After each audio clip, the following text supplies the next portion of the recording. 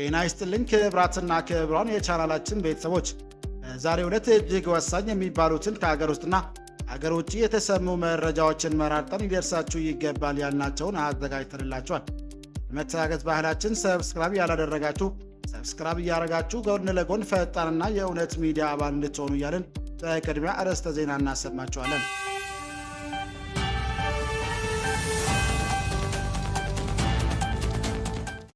አብይ የሚሉትን የሚያደርጉ ሰው እንዳልሆኑ አይተናል ሲሆን ሚኒስትር አብይ አህመድ ሰሞኑን በተለያዩ የወለጋ ዞኖች ማሰራዎችን በመጋረቡበት ወቅት ለታጣቂዎች በድጋሚ የሰላም ጥሪ አቅርቧል። ሚኒስትሩ ባቀረቡት በዚህ ጥሪ ላይ ምላሽ የሰጡትና ያልመሮ የሚመራው የኦሮሞ ነጻነት በበኩሉ ጥሪው ከልብ የመነጨ አይደለም ሲል ጥርጣሬውን ገልጿል። አብራችሁን ስትቆዩ ይሆናል። መከላከያ ሰራዊት ከአንዳንድ አካባቢዎች የጸጥታ ስጋት ማስከተሉ ተገለጸ።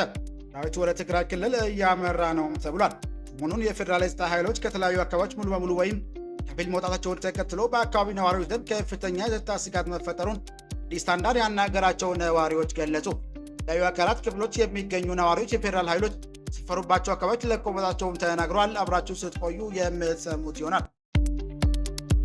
ጀነራሉ አልተስማማውም ማለት መከላከያ ሰራዊት ትግራይ እንዲገባ አልተስማማውም ሲል ጀነራል ታደሰ ወረደ ሀሳቡን ስለነገረ ጀነራል ታደሰ ወረደ የሚመራው የትግራይ ጊዜያዊ አስተዳደር መከላከያ ትግራይ ክልል እንዲገባ ተስማምቷል መባሉን አስባብሏል። በዝርዝር ታደም አድማጭ የቻናላችን ቤተሰቦች ሰብስክራይብ ያላደረጋችሁ እንድታደርጉ እያልን እነዚህና ሌሎች ያሰባሰብናቸውን መረጃዎች ይዘን ቀጥታ በዝርዝርና በትንታኔ ወደምንመለከተው አቀናን።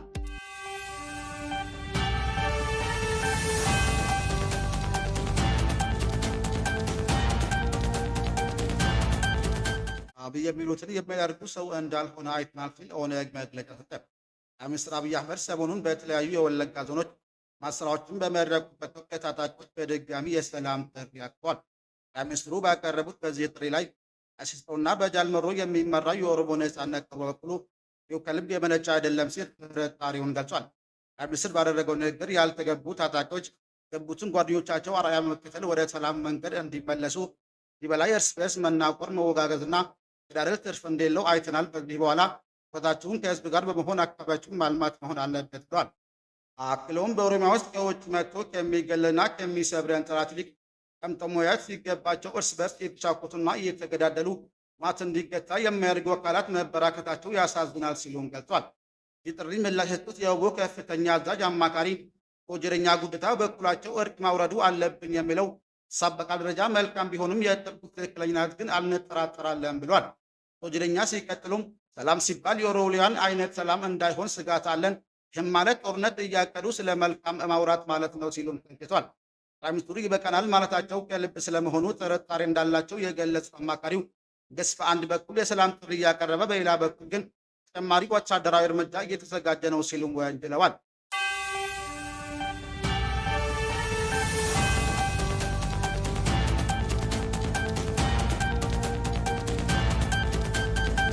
መከላከያ ሰራዊት ከአንዳንድ አካባቢዎች የጸጥታ ስጋት ማስከተሉ ተገለጸ። ሰራዊቱ ወደ ትግራይ ክልል እያመራ ነውም ተብሏል። መሆኑን የፌዴራል የጸጥታ ኃይሎች ከተለያዩ አካባቢዎች ሙሉ በሙሉ ወይም ከፊል መውጣታቸውን ተከትሎ በአካባቢ ነዋሪዎች ዘንድ ከፍተኛ የጸጥታ ስጋት መፈጠሩን አዲስ ስታንዳርድ ያናገራቸው ነዋሪዎች ገለጹ። የተለያዩ የሀገሪቱ ክፍሎች የሚገኙ ነዋሪዎች የፌዴራል ኃይሎች የሰፈሩባቸው አካባቢዎች ለቀው መውጣታቸውን ተናግሯል። ይህም የኃይል ስምሪት ለውጥ በትግራይ ክልል እየታየ ካለው ውጥረት ጋር አይዞ ወደ ሰሜን የሀገሪቱ ክፍል እየተደረገ ያለ ዳግም ስምሪት ሳይሆን አይቀርም ተብሏል።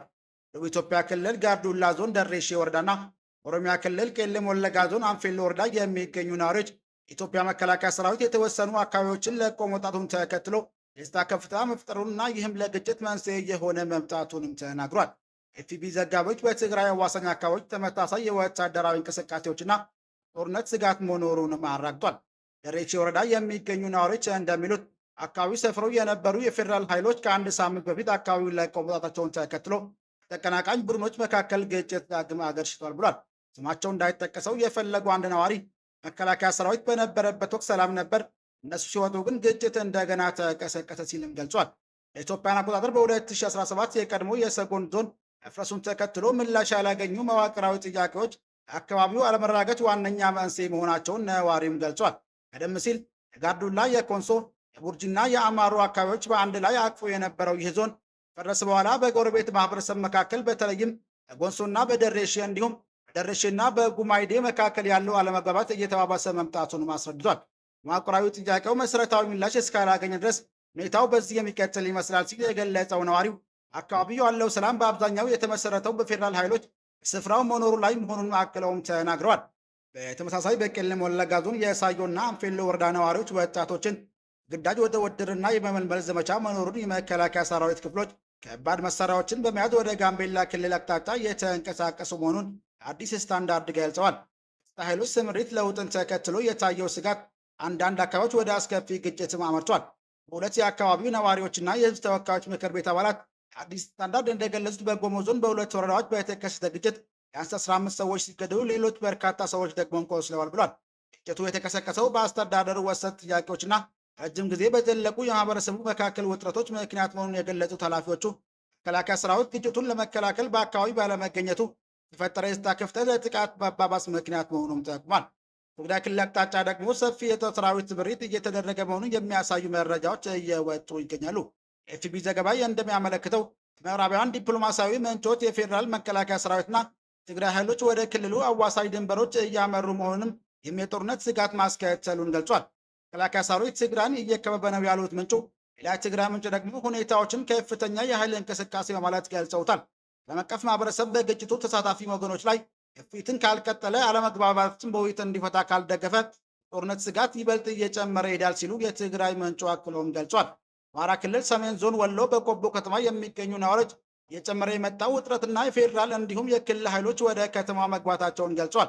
ነዋሪዎቹ ለአዲስ ስታንዳርድ እንደተናገሩት የሪ መከላከያ ሰራዊት በቅርቡ በአፋር በኩል ወደ ከተማ የገባ ሲሆን አንድ ቀን በፊት ደግሞ የአማራ ክልል ልዩ ኃይል በቆቦ መታየታቸውንም ጠቁሟል። በከተማዋ እንገናኝ የመጣው ስጋት ተከትሎ የሚሉ ማህበረሰብ ገንዘብ ከባንክ ማውጣትና የምግብ ቁሳቁሶችን በማከማቸት ላይ እንደሚገኝም ተናግሯል። አማራ ብሔራዊ ንቅናቄ አብን ባሳለፍነው ሳምንት ባወጣው መግለጫ ክልሉ ያለውን የጸጥታ ኃይሎች ስምሪት ማነስና የህግ ማስከበር ስራዎች መዳከሙ የሚሉ ማህበረሰብ ከፍተኛ ዋጋ እንዲከፍል እያደረገ መሆኑን በመጥቀስ ፌዴራልና የክልሉ መንግስት ለጸጥታ ክፍተት ልዩ ትኩረት እንዲሰጥ አሳስቧል። ፓርቲው አክሎም የፌዴራል ሆነ የአማራ ክልል መንግስት የጸጥታ ክፍተቶችና የመልካም አስተዳደር እጥረት ባላቸው አካባቢዎች ላይ ልዩ ትኩረት እንዲሰጡ አሳስቧል። ክስተት የተሰማው ህዝባዊ ወያነ ሓርነት ትግራይ ህወሓት ባለፈው ሳምንት ያወጣው መግለጫ ፌዴራል መንግስት ወደ ትግራይ ሰራዊት እያንቀሳቀሰ ነው ሲል መክሰሱና አዲስ ወታደራዊ ጥቃት ዝግጅት እየተደረገ ነው የሚል ማስጠንቀቂያ መስጠቱን ተከትሎ ነው። ይሁን እንጂ ፌዴራል መንግስት ስለተባለው የሰራዊት ስምሪት እስካሁን በይፋ የሰጠው መግለጫም የለም። እነዚህ ክሶች የተፈጠሩት ያሉት ኢትዮጵያና ኤርትራ መካከል ያለው ግንኙነት ባሻከረበት ወቅት ነው። የኢትዮጵያ ውጭ ጉዳይ ሚኒስትር ጌዲዮን ጢሞቴዎስ ለኤርትራዊ አቻቸው ኡስማን ሳላ መሐመድ በጻፈው ደብዳቤ ኤርትራ የኢትዮጵያን ሉዓላዊነት በመጣስና አማጺ ቡድኖች ላይ በመተባበር ወታደራዊ ዘመቻ እያካሄደች ነው ሲሉ ከሰዋል። መሆኑም ኤርትራ ኃይሎች በአስቸኳይ ከኢትዮጵያ ግዛት እንዲወጡ አሳስበው ነበር። ሁለት ቀናት በፊት ምላሽ የሰጠው የኤርትራ ጦር በኢትዮጵያ ግዛት ውስጥ እየተንቀሳቀሰ ነው የሚለውን የኢትዮጵያ ክስ ሐሰተኛና የተቀነባበረ ስትል ውድቅ አድርገዋለች።